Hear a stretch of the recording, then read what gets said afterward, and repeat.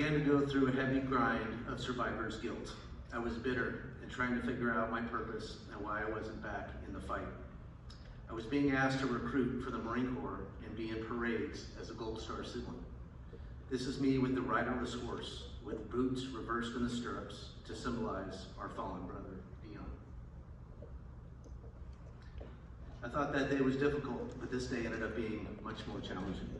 You can see me at the top and some of Dion's closest friends as I drop Dion's ashes on a parachute jump just over a drop zone on Camp Pendleton, California. Dion and I made a pact together before leaving for the Gulf War that if one of us were killed, we would cremate the other's body and drop the ashes on a jump. Jumping was a passion of ours, and I had to hold my end of the agreement.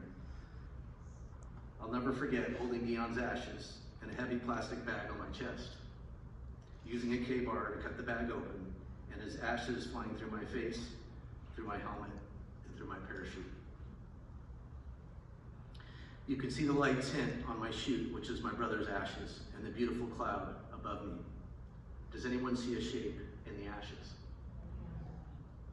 When the photos were developed, one of Dion's best friends, who took the pictures, shared his opinion with me, as did all of Dion's friends.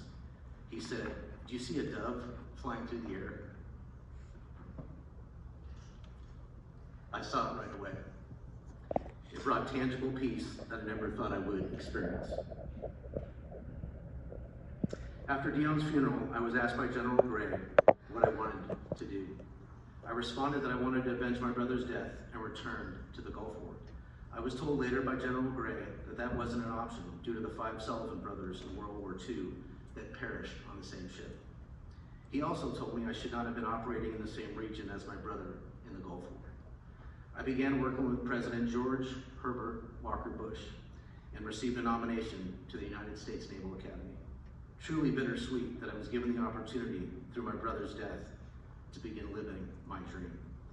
President Bush and I did a tree planting ceremony in Arlington for my brother.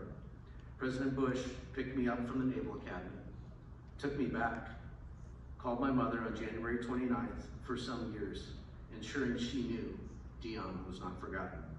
Genuine, sincere leadership. As I shared earlier, one of my dreams was to play football for Navy. I took advantage of the opportunity, walked on at Navy, and became a starting wide receiver. This is a picture of my last game at the Naval Academy on senior day with my mother and father. This was an incredibly gratifying day for me, as attending the Naval Academy was very difficult, to say the least.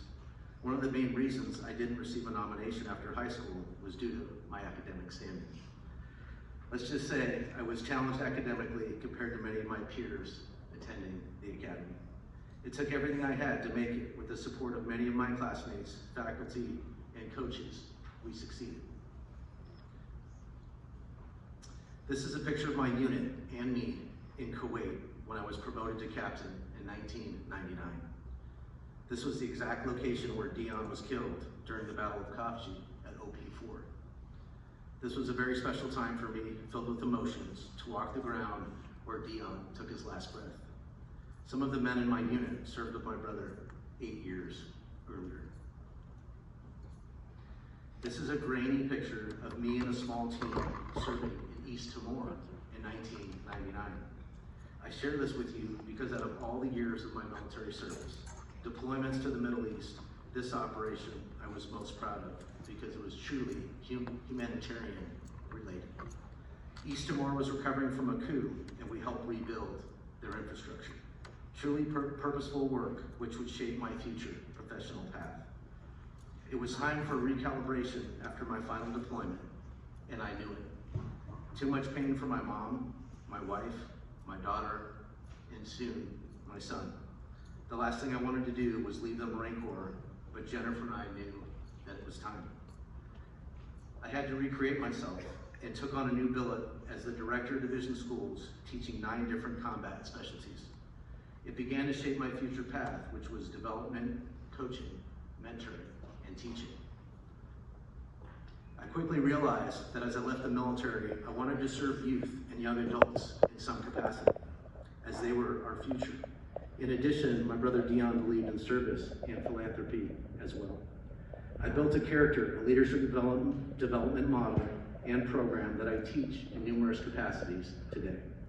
I work with schools, organizations, teams, and individuals one-on-one teaching these key principles, all focused on having a positive impact on society in spite of tremendous adversity faced today through societal detractors.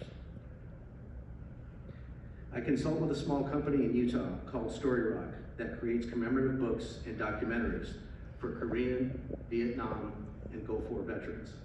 This initiative is incredibly life-changing in seeing firsthand how much these gifts mean, especially to our Vietnam veterans, who were never welcomed and thanked properly. Many Vietnam veterans receive benefits through the book distribution process in which they never knew they even had.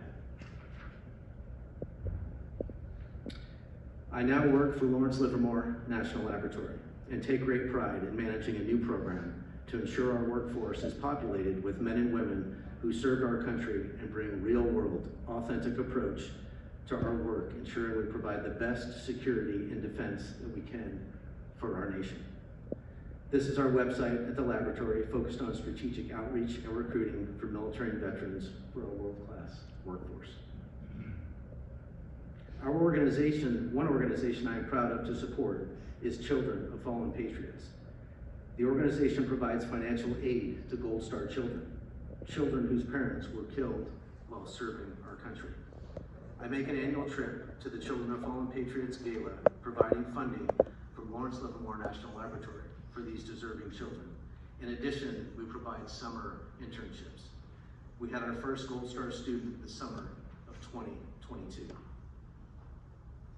This is my compass. My wife Jennifer is on the far right, next to my daughter Taylor and my son Cameron. The most important roles in my life are being a husband and father. I make sure I never forget that. Jennifer is currently a jack of all trades, working part-time, and by the way, was home providing critical parenting while our kids were growing up. I don't know how she did it. Taylor is a registered nurse in Southern California, and Cam just graduated from Chico State and is currently working on his EMT certification and was just accepted to the Fire Academy at Butte. We leave a legacy for my brother through an annual scholarship offered to high school seniors for leadership, character, philanthropy, and service. You can see Dion's tribute in the back, and my parents, Jerry and Jim, awarding one of our first recipients in the early 90s. So I want to close this afternoon with a quote from one of my favorite leaders, President Ronald Reagan. We're blessed with the opportunity to stand for something, for liberty and freedom and fairness. And these are things worth fighting for, worth devoting our lives to. And we have good reason to be hopeful and optimistic. Thank you to all of our veterans out there for your spirit, courage, and commitment to retaining the freedoms we enjoy every day. God bless.